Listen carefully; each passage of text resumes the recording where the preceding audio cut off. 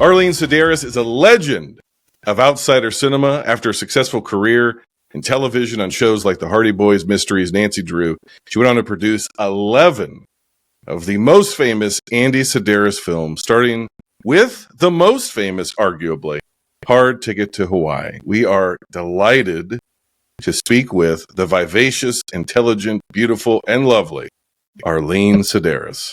How are you today, Mrs. Sidaris? But I don't want you to forget Obsessed with a Married Woman, which was a television that I did, which that was really, recently, because I have this idea about maybe getting back in the game. And so this woman I was talking to, who's kind of a coach, she said, well, you can talk to some of the people that you used to pitch to. I said, well, many of them are either retired or really retired. So he said, well, what about the next generation? And I said, well, the thing is that I only pitched about 3 ideas and 2 of them sold. So, wow. I think back about the stuff that I accomplished, and I'm impressed with it. But with Obsessed with a Married Woman, the way that it was pitched was daytime lovers. This time the mistress is a mister. Because it was a guy who was assigned by a magazine to interview this very successful woman, and they begin having an affair. And she tells him all the things that men tell women. Oh, I can't leave him the children. Oh, he would be devastated. All of that stuff. Right. Yeah. Yes. Well, we're kind of hanging this crown on you, which is that you're probably 40 years ahead of your time. As far as, even with that right there, you were flipping conventions around on their head long before anybody else was. And if I have this correct, you got your start as a production assistant or producer's assistant on several variety shows and live shows and comedies and whatnot that would have been popular throughout the 1970s. And then you kind of got some chutzpah, took the bull by the horns and said, why am I helping other people produce stuff?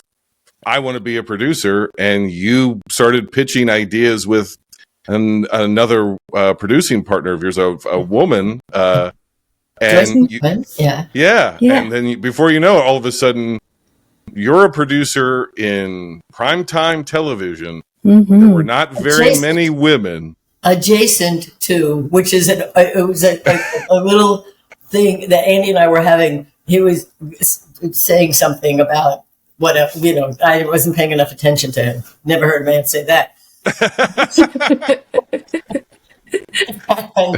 and so I said something of, and he, is a multi-Emmy award-winning director who also really broken through every convention. And I said, I'm just jealous because I have a primetime show and you don't, because he was daytime. And he said, which stopped me in my tracks, adjacent to. 7:00 Sunday night was adjacent to prime time.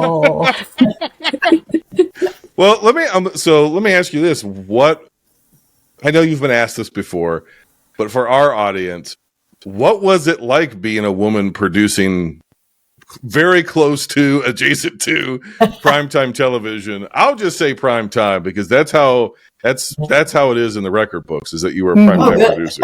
That's good to know. For network TV, I mean, that was a real boys club, and here you are, young, very beautiful young woman who's pushing a lot of boundaries and taking no shit from anybody. So how did that play? Well, I wouldn't say taking no shit, because I took a lot of it.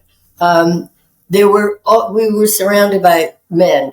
Glenn Larson was the executive. First of all, the way that it began was that I was married to Andy and I had health insurance, and Joyce Brotman was a friend of mine and she didn't have any health insurance, and she was working as a production assistant as well. And so that we were trying to figure out how to get her health insurance. And we said, well, the people who do the, have a certain role in television, get script supervisors. They get health insurance. And we're sitting in my kitchen and I look over the bookcase and I see the Nancy Drew cookbook. And I see, whatever happened to Nancy Drew? And that's how it started. that we started to investigate the rights for Nancy Drew, Hardy Boys Nancy Drew, which were controlled by Mrs. Adams, who was the daughter of Edward Stratemeyer, who did that whole series of every children's book that was written. And her company consisted of 5 maiden women. And when we went to meet them, she just said, I'd like to give you a shot. And at the time, there was another producer who had Hardy Boys, so we got Nancy Drew. We wanted Hardy Boys first, but we got Nancy Drew. And then when we presented it to ABC, well, to Universal and then to ABC, they said, why don't we get both? And eventually we were able to get both. And we were on the air in like 5 months. It was unbelievable. It was unbelievable. So that was that. I mean, did you working? Let me answer your question. Sure, yeah. So working with all those men was intimidating. I promise you. I used to drive to the studio every day saying, "Please God, don't let them find out today," because I thought they're so experienced and they're so knowledgeable, and I don't know anything. And I was right about me, but I wasn't right about them. It's just that they had their group and they had their support, and we didn't. And if we were in an interview with a man, they would talk about football or basketball or whatever.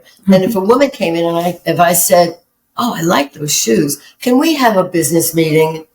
So it was like that. Right. A lot of double standards. Well, you mentioned that Andy had won multiple Emmys for his direction. In particular, the 1968 Olympics. I know that was he directed a lot of that, and then he got an Emmy for that. And he's credited as creating the modern language of live sports cinematography, of on the field, handheld action, going into locker rooms, amongst many other things. The honey shot, which is showing the crowd or attractive women in the crowd or cheerleaders or whatever when nothing's happening on the field, which is all the tactics that are still used today. He kind of pioneered that, and he's known all over for that. Why in the world then, if you have a successful career in TV, he has a successful career in TV, why are you guys like, let's go make movies? Why? Well, he always wanted to do movies. The film Cinema Paradiso? Yeah. Yes. And we saw that, and he said, that little boy was me. When he was a little boy, his uncle in, I think, Detroit, had movie theaters. And so he would go with his uncle for the collections. And while the uncle was doing business, he would sit in the room with the projector and the projectionist. And they were mostly black action movies. So that's what he would watch as a little boy. So he always had that in his mind. He always was a fan of women. He was raised basically by his mother. His father died when he was 11. He was the youngest of 4 children. She was an immigrant, a Greek immigrant, and had no means of support, and really nobody in the family helped her.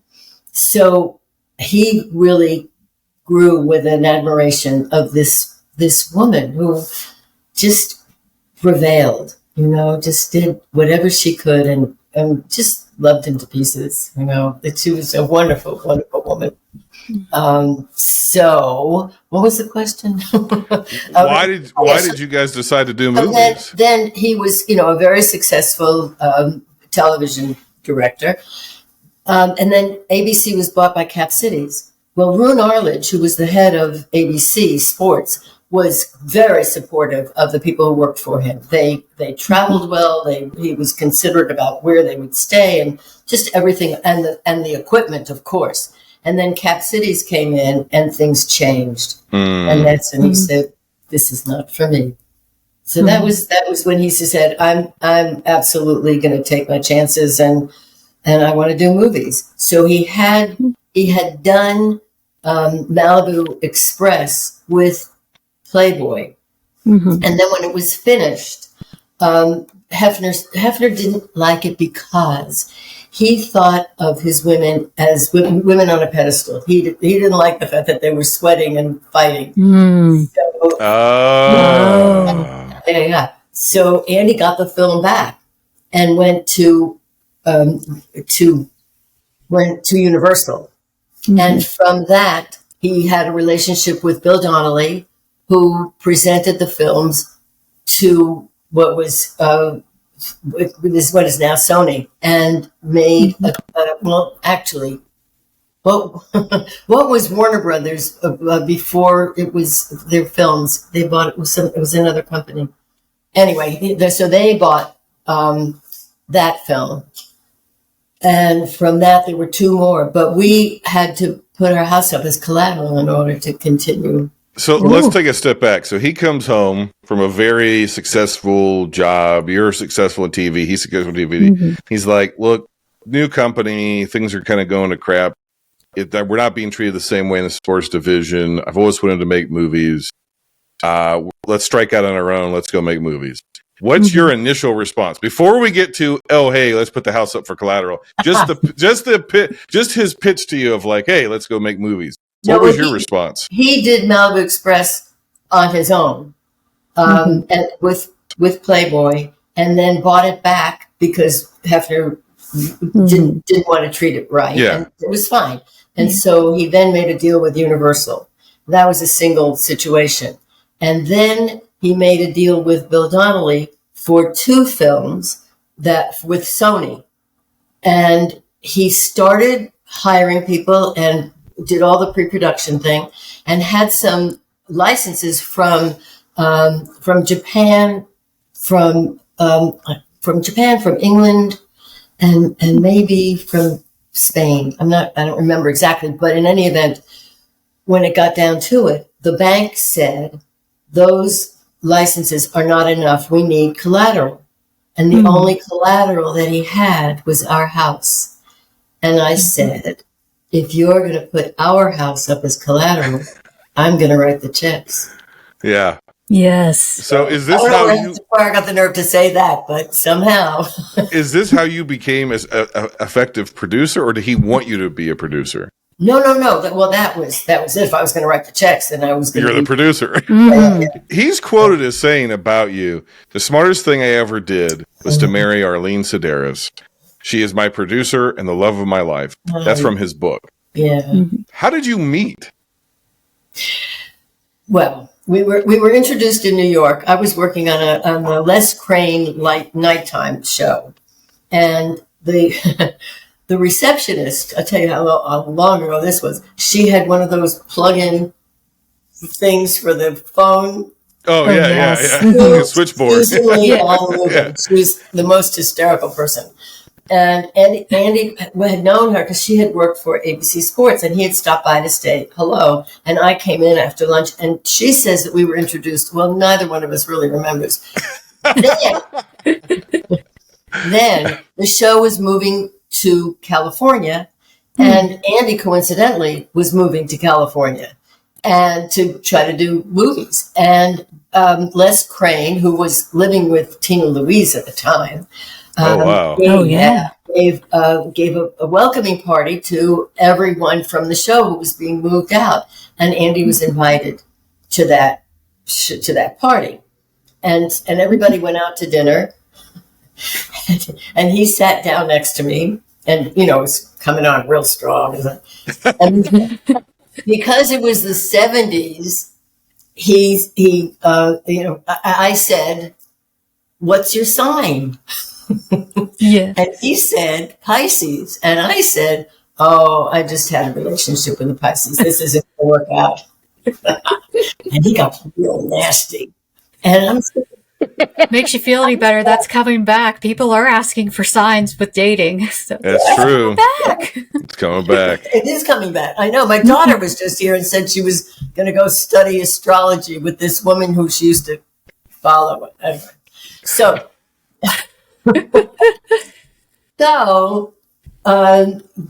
then, he has, and I'm saying to Sue and this other woman, Ellen Rose, who had worked for ABC and now was working on this show. I'm saying, you told me he was your best friend. He was the nicest guy in the whole world. He's really nasty. So that no, I don't know what it was. Anyway, he was drinking or something. And then about a week or so later, he was at a party down the street from me, and he was being so cute and so charming. He walked me home, and as we walked up the stairs, he grabbed me and he kissed me. Well, that was it. That was it. Oh, That was it. Everybody, of course, asks you this next question, and I have to ask again, though. You're controlling the purse strings and the production. The house is up for collateral. We're talking about Hard Ticket to Hawaii. What was it like collaborating behind the scenes, and how do you think your dynamic as a couple influenced the filmmaking process? Well, Andy wrote the scripts. The first film that we did together, we did not get along at all. We didn't realize how competitive we were with each other. And we didn't realize that we didn't totally trust each other's judgment or taste or talent, I guess. So we went through that. The first film was rough, but we got through it, and everything changed because it went well, and the dynamic between us changed.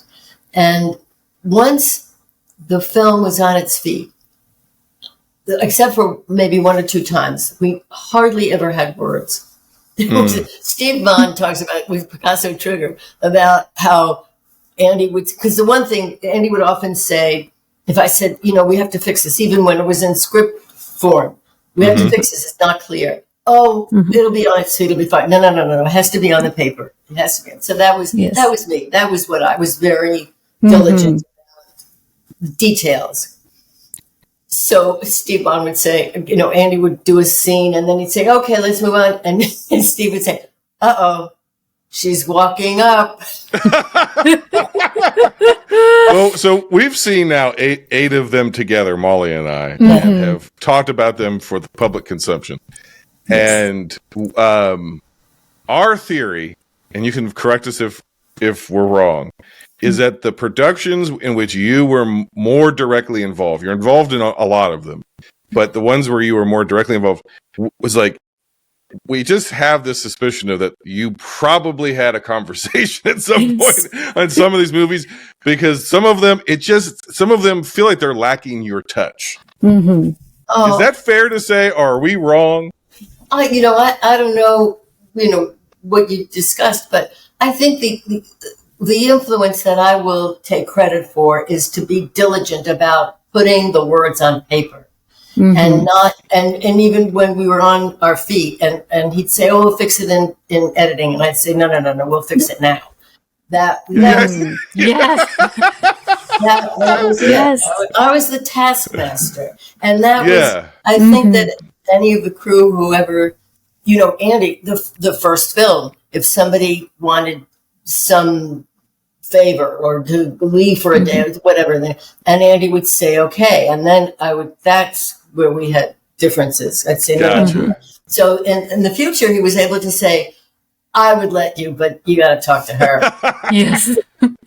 So a lot of the actors, you as we talked about on the phone, you sort of developed this repertory company of people who come back. They're killed in one movie. They're back in the next as another character. It's very almost living theater, like, and you, a lot of them throughout the years have credited you as, when the good movies that have some continuity and kind of make a little bit of sense, those are the Arlene Sidaris influence. That's when she was really on Andy to like, okay, you got these big ideas. He's the big idea guy. You were the details person of, okay, and how is that going to make sense? And even Donna Spears on the record of sort of saying, like, you're the one that had like helped make it make as much sense as possible. How do you navigate that when you have such a creative mind and he has all of these personal passions with the RC contraptions and the vehicles and the speed and the bullets and how do you then go, okay, that's all great, I love it, how does it make sense? How do you have that conversation with him? Well, it was only if I didn't understand something, then I would ask him to clarify it. But he did have big ideas. I mean, we just saw Savage Beach, and I didn't really recognize the historical reference of this Japanese man who gets isolated on an island for 30 years, and then there's the crash and all that. And Enemy Gold is another one that has some political undertones. Andy was really smart and really knew a lot, and was a very proud Greek. So I think that in the future we would have had more influence of Greek history in it. So there is one story that I do like to tell that has been told erroneously or left out. You know, his influences left out. In 1968, if you remember there was that political, there were two men who stood up and did a political action. And Andy was directing, 19 cameras or whatever he was doing. And Roone Arledge was screaming from New York, take the shot, take the shot. And Andy said, I will not, I'm Greek, and there's no place for politics in the Olympics. And the French took the shot. So that was the kind of essence of Andy, of just being a really proud, knowledgeable person. Gotcha. Do the right thing. So then how do you then have that conversation with him when you have to say, let's get it on the page, when you're talking to somebody how does he take that? Does he take it well? a little grousing and I mean, it was simply if I didn't understand something. Yeah. So I thought if I didn't understand it, then how were 18 people going to understand it? So right. You're kind of like the Marcia Lucas here. Apparently, George Lucas was very similar. That he would have all these big ideas, but then Marcia would say, "George, how are you going to get this? We need details. We need character dynamics. We need that." You're kind of like that with Andy. That's That's one of the things that you brought when you come on board, which I think is really interesting. It's if you look at Malibu Express, it seems like it's going to be the Abilene series, right? It's going to be about this guy or his cousins or his cousins' cousins. Abilene. But by the time we get to the next film in the series, they're kind of sidelined. The Abilene, the whole thing, and the further the movies go along, Shane Abilene's basically not intimate anymore. And it becomes originally the Donna and Taryn, and then eventually the Donna and, help me, Molly. And I know there was Roberta, Roberta Vasquez. Yeah. It becomes their film series, and then eventually Julie Strain comes in, and we go from there. But one of the things that you said at the time, 40 years ago in an interview, was that you didn't just want to make sure that the focus was on women, but that the women had characters, they had personalities, and that to us is like the best part of those movies is the individual personalities that you give to all the different female characters and the two main ones. And Andy obviously seemed to be very down with that because he credits you with you kind of encouraging him to, make them people, but give them personalities. What was your inclination to get away from the Abilenes and focus more on women, you and Andy? Why did you make the switch? I don't remember anything other than maybe I just think that women have all this ability that is not appreciated in action films for sure. Yeah, I think that's it. I don't think I was that kind of womanizer. That doesn't feel right. It doesn't feel like who I am. I appreciate women, but I'm also, there's some political stuff about women that I really don't sign on for. Sure, right. Yeah. So when you push the women to the forefront, for whatever reason, they come to the forefront.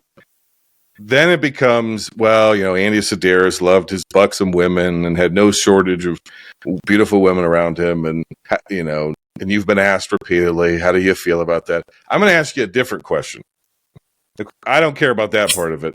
The part I care about is you had a lot of beefy, well-oiled men around you. How did you deal with that? And how did Andy deal with you hanging around with all these good-looking guys all the time? Never mentioned it.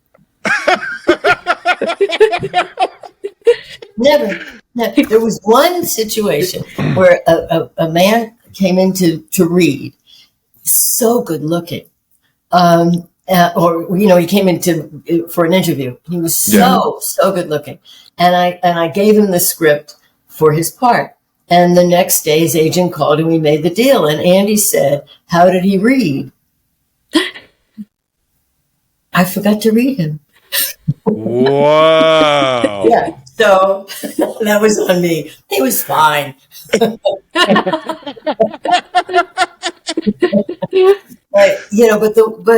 the women, he would interview the women, for their physical abilities and for their ability to read the lines. So where did you guys set about to find both male and female, like all these attractive bodybuilder, like Penthouse, Playboy, Centerfold, like where was your pipeline to all of these beautiful people? Well, first it was Playboy. So we had a relationship with people at Playboy. Eddie Rissian was an executive at Playboy who helped us. And Bill Farley was another executive at Playboy who helped us to cast. And so we would put we would look. Oh, and Andy also, his protege was a man named Michael Trakillis, who he and his wife produced all of the successful Playboy Centerfold videos, and they were extremely successful. So we would talk to them about who was easy to work with and who was, did well on camera and all that. So that was that.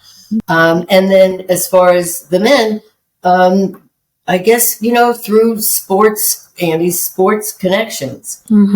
So we would find bodybuilders and all of that. And there was one film where we did the talk over the scenes, and I can't remember the name of the actor, but he had 2% body fat.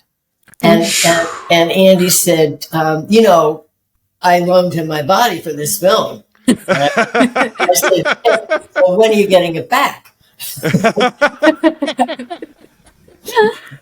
So that, but for all the men who would say to me, "Doesn't it make you nervous to have Andy around all those attractive women?" Never did Andy ever hear from men saying, "Doesn't it make you nervous to have Arlene with all those attractive men?" That's why I asked you. Never. Yeah, I would have been.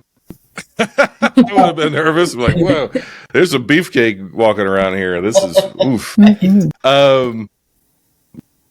Your films are obviously independently financed. We already talked about you put your house up for the first film. All of them. Yeah. Okay. Well, we never took the collateral off. So wow. Whoa. How did you? Eventually, the movies kind of become famous. Obviously, there was a booming home video market, which created a whole secondary market for independent film, outsider movies, B movies, drive-in movies, horror movies, the whole 9 yards. Playboy, Centerfold, everything, right? But your movies are kind of famous for being on Cinemax for like 20 years straight. Do you know, like, what's at that time? How did you guys shop your movies around? Was there a third party that would say, okay, we have rights for we're negotiating on behalf of Malibu Bay Productions, and we've got 3 of their movies, and they'll go to Cinemax with you with a bunch of like a bigger portfolio? Or was it you directly, or was Cinemax calling you guys at home? Yeah, no. It went through, because first we were with Sony, which for just a couple of movies. Then we were with Warner Brothers for a couple of movies. And then we made another deal through an agent with Sony for 4 films. And the only thing that we were obliged to deliver was, over 90 minutes in color. So they didn't interfere with anything. So those studios put us out there. And the first films were on. They were thrown on the middle of the night, but HBO and Showtime. And by the second season, they were competing against each other in prime time. So, and I don't think we recognized the value of that or the popularity of that. And then, of course, there was Joe Bob Briggs. Joe Bob Briggs was a fan, and he had his, drive-in movie shows. Right. And he was a big fan, and he did so much to help us. It was, we had a number of Hubby Awards, which was the same as an Academy Award. There you go. Yeah. Yes.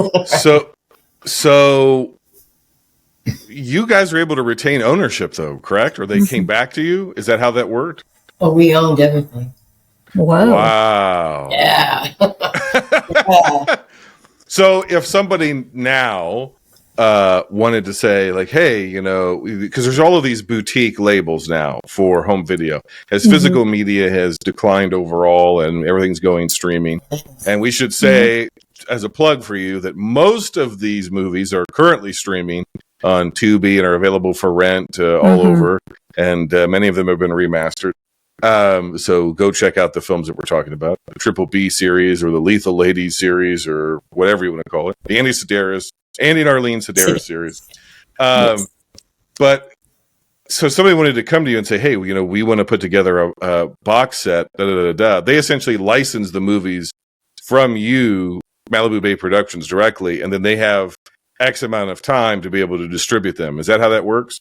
It does, yes, Lucy. In fact, right now, I just closed a deal with a company to elevate the quality of the films to 4K. That's incredible. Ooh. I know.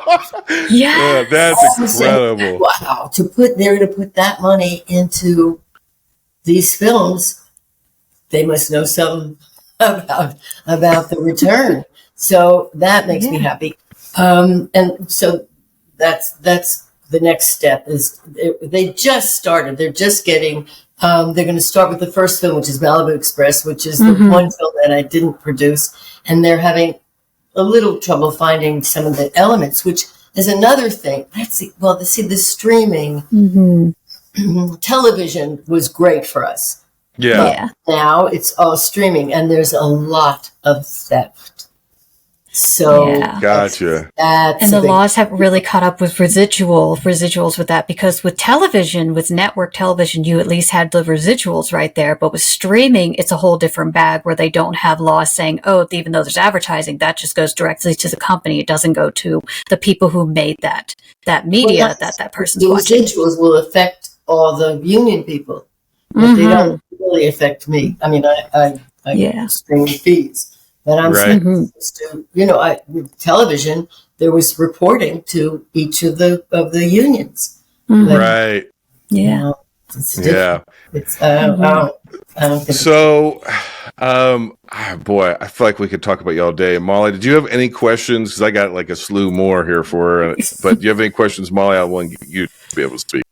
Well, I guess it was just I did know that you did direct or at least coordinate some of the love scenes in some of the later films, especially and I'm not sure if you heard of there's this new job that they have in a lot of film sets right now called intimacy coordinators. Do you feel you kind of paved the way for that to happen? Or are you the first intimacy coordinator in Hollywood history? I'll tell you the one story that I know, which is, I thought it would be a good idea to have a girl-on-girl scene, love scene.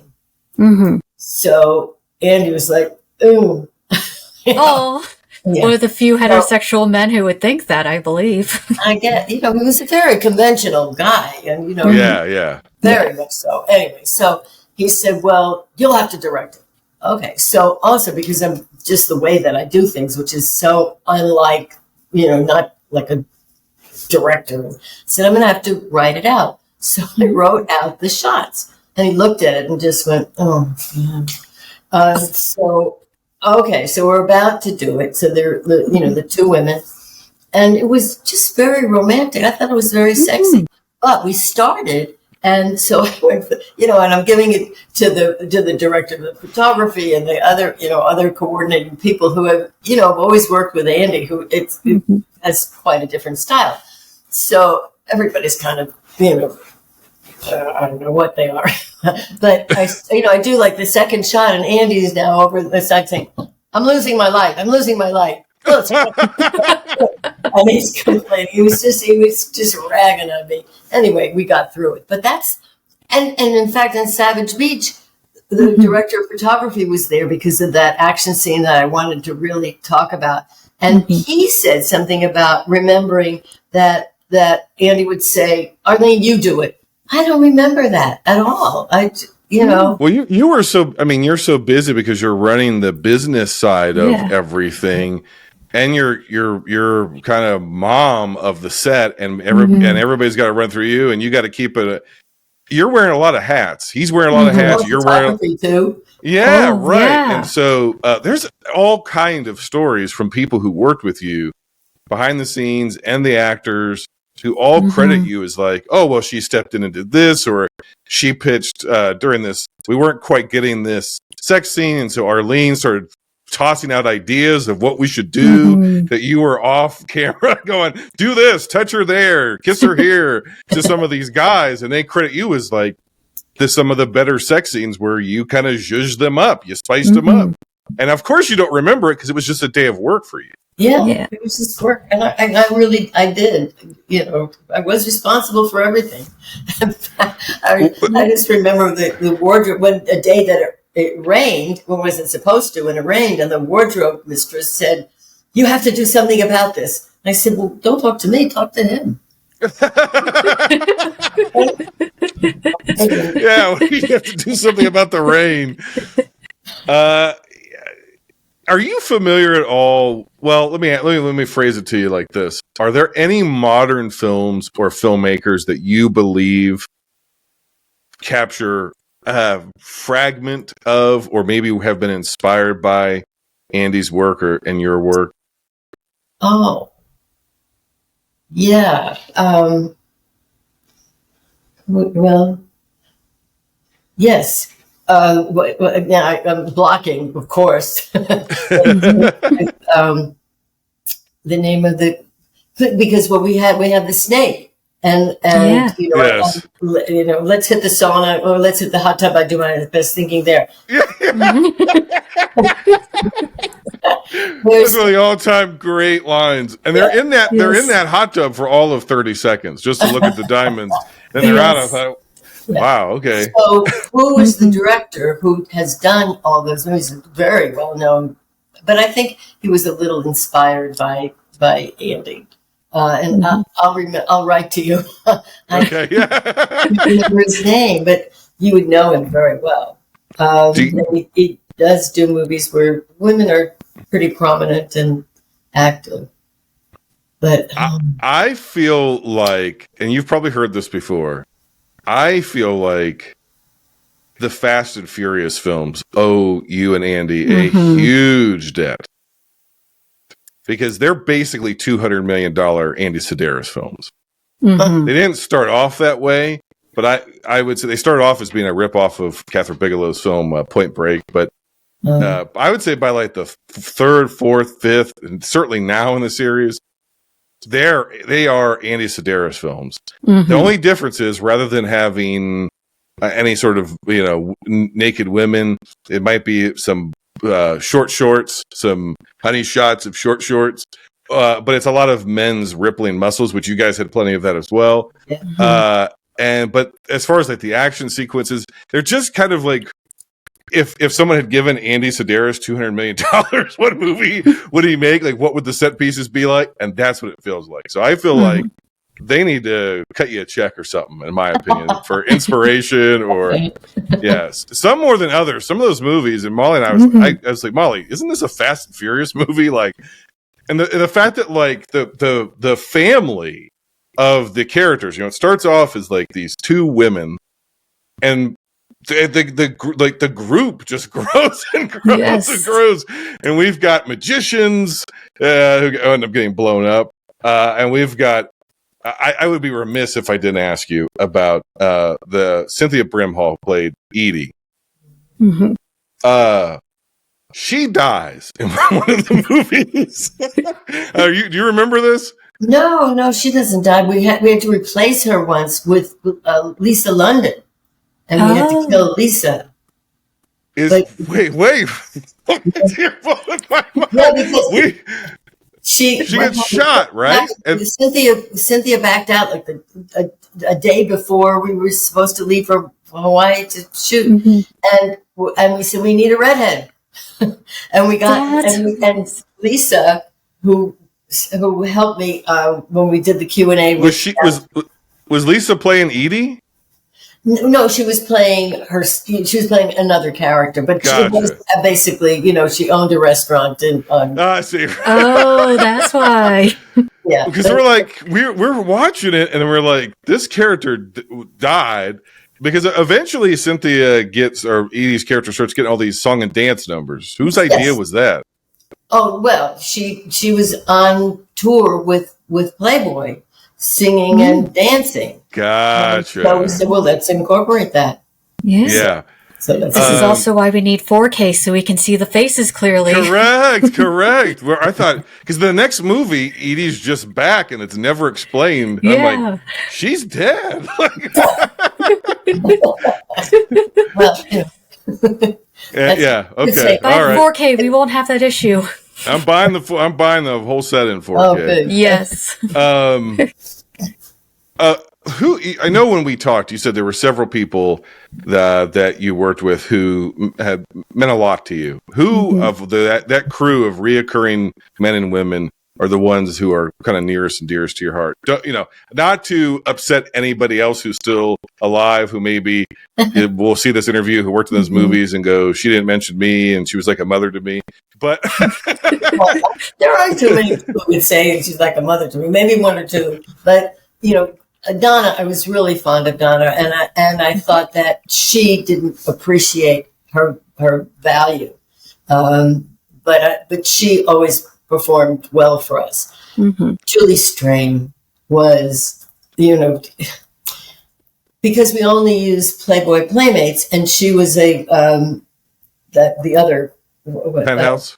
Penthouse. She was Penthouse, and she called me to say, I'm going to be the Penthouse Pet of the Year, and you should hire me. Whoa! And we had to do a reshoot, and she was going to be good for that. So I hired her for a day, and that was it. She was one of those people who, when you hire somebody, you hope you'll get what you signed on for. Yeah. And she was one of those rare people who gives you more than you ever expected. Wow. And she became just such a dear friend, stuff that we didn't realize in between movies, or in between the time that she worked for us for one day. She would stop by, and Andy, of course, I don't know if you remember this, but Andy would always make, prepare food for anybody who was around. And so he would always make a tuna sandwich for her, whatever. What we found out later was that if she wasn't eating at our house, she wasn't eating. Oh, wow. Yeah. So, and then she worked for us, and then she met Kevin Eastman, who was the creator of Ninja Turtles. That's right. And life changed for her. Yeah. So wow. It's wonderful. Yeah. And they, years passed and things didn't work out for them. But Julie is the nearest and dearest of all for me. And Rodrigo Obregon was another person. Yes. Where did you find him, and how does he end up in every single movie? Well, yes. Because the first movie that he came to work for us, and Andy appreciated his sound. He comes from a very prominent Colombian family. Yes, quite prominent. And he worked a lot as an actor. So the first film, he worked, and then he came in to interview for the second film, and I said, Rodrigo, you can't come in, you can't be on the set, you can't show up high. You're addressing me because of my country. Yeah. No. I'm addressing you because you're high, so don't do that. and he didn't. In fact, there was, and we were casting him in every single movie. There was one movie where he was away. He used to go back to Colombia to fight the revolution. So he came back into town and he said, "What's going on?" And I said, "Oh my God, we've cast everything. The only role we have is Large Marge." And he said, "Give me a pair of heels and a wig and I'm in." And he played Large Marge. Wow. Wow. Yeah. You guys shot these movies so close together. They're coming out. Boom, boom, boom, boom. Did you guys just stay in Hawaii and once one wrapped, you just started shooting the next one? How did that work? No. We would come home and do what we had to do at home and then go back to shoot in Maui. We loved Hawaii because of the scenery and the light. Yeah. It's beautiful. You also shot a relationship with the unions because the first film that I produced, which is Hard Ticket to Hawaii, and I said to Andy, we have to talk to the unions. Oh, we're going to be on Molokai. Nobody goes to Molokai. So the first day that we're going to shoot is a Sunday. And everybody's gathering at, 7, 8 o'clock in the morning. And there's a knock on the door. And it's the union people and the lawyer. These 3 big guys. And they come in to sit down to talk to us. Now, we had called a friend of my lawyer, who was, a Harvard lawyer, summa cum laude, and my friend Maurice, who he's been like my brother since I'm 13 years old in Brooklyn. He built clubs in New York, non-union, so he has some experience in negotiating. So I call them to come in to sit down with us because I say to these 3 men who are only talking to Andy, I'm not just intruding on this meeting. I'm the producer. Oh yeah. Nobody would talk to me. So I bring in Maurice and Michael. And Michael starts talking and I see they're getting a little like this. And Maurice starts talking to them and they're laughing and he's negotiating with them. The bottom line was that we had to hire 2 union people from Honolulu and fly them over every single day. And it was the best deal I ever made because they were so much help and they were so experienced and they were such a strong influence on the daily workings. So that was that. And then when we went to Honolulu to shoot one day, they showed up. The union guys and the 2 guys who worked for us showed up with sushi for the entire cast and crew. Wow. And from then on, we had a really good relationship with those people. That seems like one of those pieces of advice Andy should have just taken from me up front. Yeah. That's one of those times he didn't listen that he probably should have. Oh, I don't know. Yeah, well, maybe. But I think that they just could relate it to the naivete of thinking. They got that we weren't trying to mess with them. We were just trying to make a movie done, Yeah. Molly, you got anything else? Because we could keep her here all day. I don't want to. Well, one thing when you brought up that just like with Large Marge, I was remembering that there's a lot of drag in these films that you wouldn't expect from an action series. And I know that one of my favorite actors in there was Michael A. Andrews, who was one of the best drag queens ever and who sadly passed away at 39 from AIDS. So what was it like working with them and what brought that experience in there? Because you wouldn't think with these macho things that, there's people in drag, a lot of men in drag in here, especially one who's one of the best drag artists in the country. I don't remember there being distinctive thought. I think that it was one of those things that just came about, that we were casting and here comes Michael Andrews and he expressed who he was and what he could bring to it. And it was like, oh, that's a good idea. That'll be a good character. Yeah, we thought he was fabulous. Yes. Just in the couple of movies he appears in, because obviously he passes away very young. But we thought this is incredible. And one of the other things that really sort of surprised us, and I know it's in Malibu Express is that it would be very easy if you have a character who is cross-dressing, is doing drag, for that to be like a punchline, right? Especially in the 80s, that's like would be the oh ha ha ha. But in Malibu Express, it isn't. It's a twist, but it's not a punchline. And that's a very neither is it in Hard Ticket to Hawaii. Yeah, right. It's not in Hard Ticket to Hawaii either. It's just a aspect of that character, which is kind of again accidentally ahead of its time. Maybe. Yeah, well, just Andy, and I have to say myself, would never make fun of people. Yeah, this wasn't the way we looked at things. Well, that's one of the things that we noticed overall is when you think there's these movies, fair or unfair, get put into a certain category. And that category is, well, these are B movies, these are TNA movies, this is, these are like Russ Meyer films. Nothing against Russ Meyer, but this is just, this is. Copy there. This is. We say B movie, Andy would say, yeah, it's right next to A. But a lot of those movies do that. There's something about them where they are, kind of mockish. They mock people. They're cruel almost.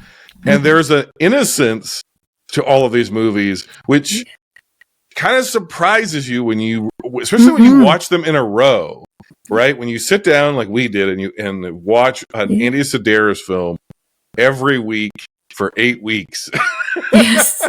You're like, they never get ugly, really. No. They never really, there's a almost, I don't even say naivete, but just like a odd purity to them where the women, the jokes, even if they're jokes that like some of the guys, they have these giant guns and they can't shoot them and all this sort of stuff. Even that doesn't feel mean-spirited at all. It just feels kind of goofy. Why did you guys decide when a lot of your contemporaries were making kind of more mean-spirited movies, why did you guys say, we're not doing that? Oh, no, it just would never occur to Andy to write something that was mean. He was a kind person, and I have a little of that. A little kindness or a little kindness? He was such a good guy. He was an inspiration for me. Yeah. Was he always a West Coast guy, or was he ever an East Coast guy? No, he was born and raised in Shreveport, Louisiana. And is that why you guys shot some of the movies down there? Because that's where he was from? And then Texas. He went to SMU and that also makes sense. In Dallas as well. Yeah. And you're Brooklyn born and raised. Then how old are you when you go to California? How old was I? Yeah, when you went to California. No, I was 20. Gotcha. Well, yeah. I ran away from home on American Airlines. But I said, there's something going on out there that I don't know about. Been in that Brooklyn Jewish. And after everything you've said in our conversations, you don't see yourself as having chutzpah and kind of being a badass?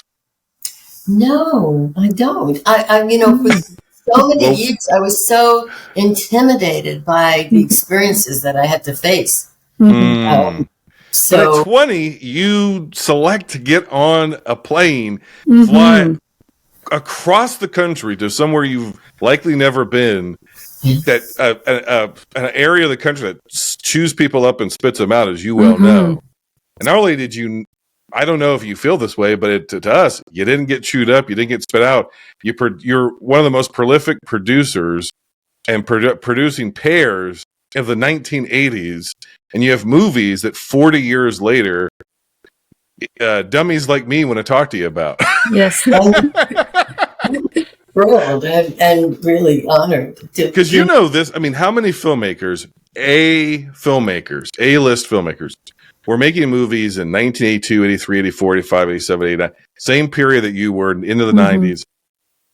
And maybe those movies at the time were more commercially successful, but nobody's talking about them. Nobody's watching them. Nobody's coming to them and saying, we want a 4K of that movie.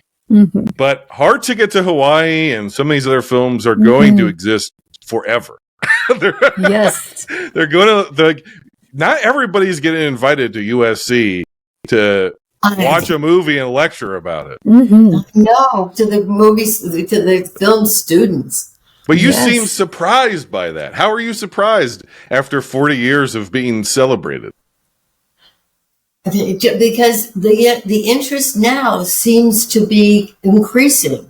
And I do think it has something to do with the way that the women are portrayed. And in this just world environment, the way there's so much going on about women fighting for their place and disparaging other women for whether they're married or they're not married, they're going to have kids. There's so much stuff that's just annoying. And you feel like your movies maybe transcend some of the contemporary politics, but at the same time elevate women in a non-political way. Yeah, I hope that they portray women as women to be revered, appreciated. Yeah, recognized. I think we found that to be the case in the films, which is why we wanted to talk to you, because we're like, you guys have made these, they're outliers in the world of 80s action movies. Is there any story that isn't widely known about yourself or Andy or the production of these films that you want to tell our audience, or any exciting news, anything you have upcoming, anything that's on your heart, on your mind that you want to put out there into the universe? Oh, well, now that there's this kind of renewed interest in the films, that I'm thinking maybe there is room to do something based on these 12 films. And, just to increasingly revere Andy's talent, because I think as much as he was recognized, not nearly as much as I think he should have been. But a lot of people, anybody who knew him, he was just the most original person I've ever known. And kind. Really kind. Was there ever anybody who was, you don't have to mention names, who was maybe pitched to you guys who had been successful in Playboy and fit the part physically, or even a male fit the part physically, but they just couldn't do the acting piece of it? Did you ever run into that? And you had to go, well, I don't know that we can make you a spy. You might be Actually, there were a couple of things. There was something actually in Savage Beach that I saw a scene that I should have gone in there and done more. I don't know. It was just kind of all new, but mostly nobody really disappointed. There were a couple of behind the scenes things that disappointed me. The way people acted, they didn't appreciate the hard work that everybody gave to it. But not much of that at all, considering the schedules, the 25 days of shooting and moving. There were some films that we were in 7 or 8 locations where we moved everyone. And flew and all. But things were different. We had a relationship with American Airlines so that everybody was upgraded when we got, when we go there. And one of the funny things that it was that you could, let me see, if you were traveling fewer than a certain amount of people, you had to travel first class or something. And I would say, oh, so-and-so didn't show up. And so we would get on the plane. I would lie when I had to, only when I had to. Like you're a producer. You were a movie producer. They lie. Yes. We did. One of the things I thought I was fascinated by is a couple of your movies, you went to Vegas and you shot in the real Las Vegas. And at one of the films has, it might be Cynthia Brimhall's character, it might be Edie. Like the character's name is lit up on the marquee of the Rio.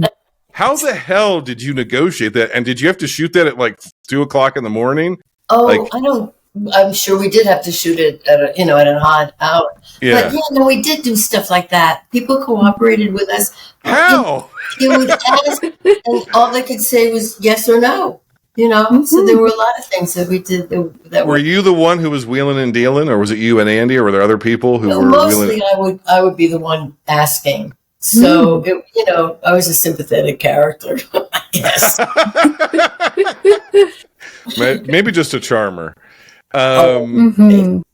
If you were to, we don't like to use this term, but if you were to reboot or do a legacy sequel to the series, what's something you think you'd like to update to appeal to modern audiences, if anything? Well, I would certainly concentrate on the relationships and the power of the women and the comedy. You know, I really liked that comic relief whenever it was used. That maybe we should have done more of that. And it was so funny. The movie guys are most known for is arguably Hard Ticket to Hawaii, and yet Picasso Trigger, which is the immediate follow-up, is a vastly more serious film. Like Hard Ticket to Hawaii is sort of bonkers in the sense of we've got the radioactive snake, we've got the hot, like you said, the jewels in the jacuzzi. We have these characters coming and going.